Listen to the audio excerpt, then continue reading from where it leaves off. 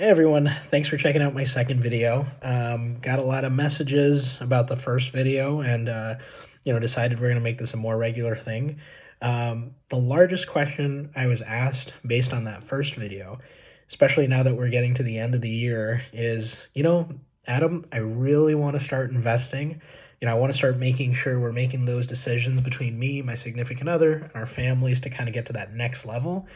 But a lot of people had that same thing that, I'm almost ready to invest, but I still have, student loans. I still have, mortgages. I still have, other loans, such as car loans or anything like that. Um, those are all great things to consider and always just as important to consider when considering the other variables as far as when to invest. As far as, this video will go into good debt, bad debt, and two different methods of, how to clear that bad debt as quickly as possible.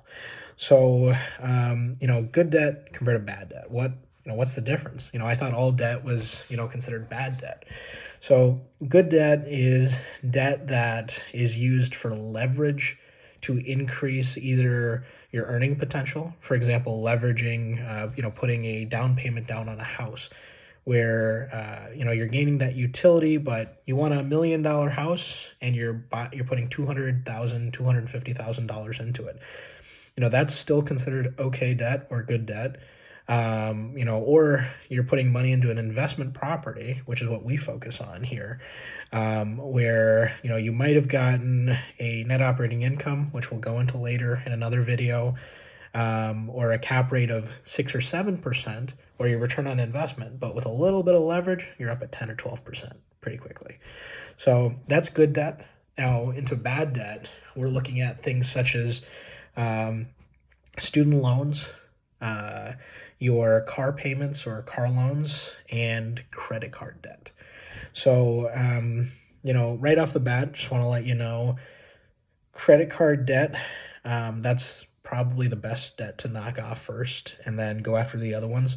But, when we're looking at our two methods, just as an overall generalization, we want to look at the two methods, which are the avalanche approach to debt and the snowball effect.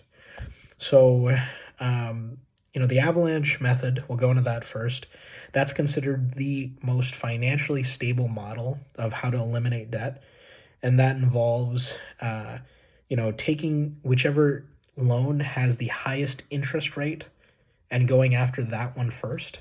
By going after, of course, a 7% or 10% APR or, annual percentage rate, rather than a 3%, you're going after the one that gives you that highest debt or highest interest compared to principal payment. And, in essence, by going after those ones first, you're going to clear things out on a faster monthly basis. As far as, on those methods on a 40-month scale, you're going to clear things out about 10 to 15% faster than you would on the snowball scheme.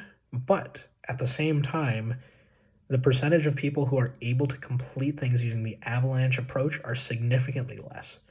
The reason being, if you've got three different types of loans, and it might take over half the period of time it needs to wipe out all the loans to wipe out that first one, we're not going to feel as good. We're not going to feel as good. We're going to say we're not putting as much time. We're not seeing results. Same thing with me and weight loss. If you set, I'm trying to lose right now, just to put that out there, I'm trying to lose 60 to 70 pounds. And if I tell myself I'm going to lose 70 pounds off the bat, which I just did, unfortunately, I'm not going to want to do it. But if I say I want to lose 10 pounds or 15 pounds, and then once I hit that, I celebrate a little and go on to the next level, it's a lot easier. So the transition there is to the snowball effect. So that's the same thing as looking at it from that weight scale. Instead of looking at that 70 pounds, looking at, first goal is to get under, 200 pounds or, 220 or whatever.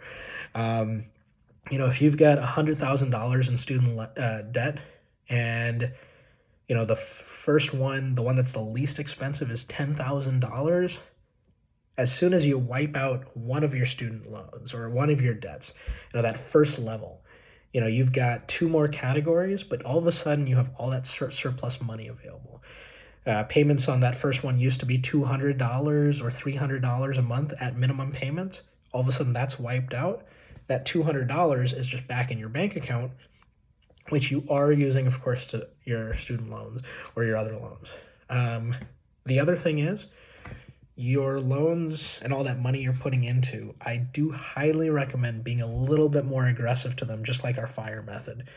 So if you have an income of, let's just call it $5,000 a month, after taxes, and you have a debt of, your average debt expenditures per month are $2,000, but you have an extra $1,000 available, put that money towards your student loans or your mortgage or whatever loans as well, to just start knocking those numbers down.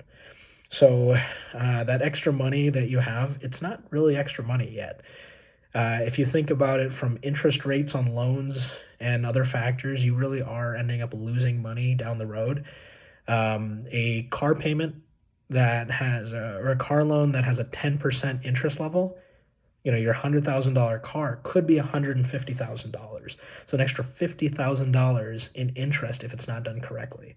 But if you're able to knock off that interest and start targeting that principal again and again, that $50,000 in loans could become $10,000 or less. So, I hope that helps. This video is a little bit shorter. Reason being, a lot of the things are based on a little bit more of a financial metric. If you want to ask me more questions about that, feel free to message me, email me.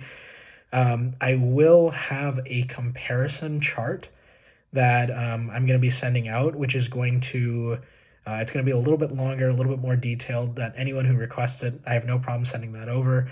And it'll compare targeting the same hypothetical loans for both levels, for Avalanche compared to Snowball, just for your own comparison's sake, and would love to discuss that in greater detail. So thank you all for watching. Feel free to like, subscribe if you'd like, and looking forward to seeing you guys again.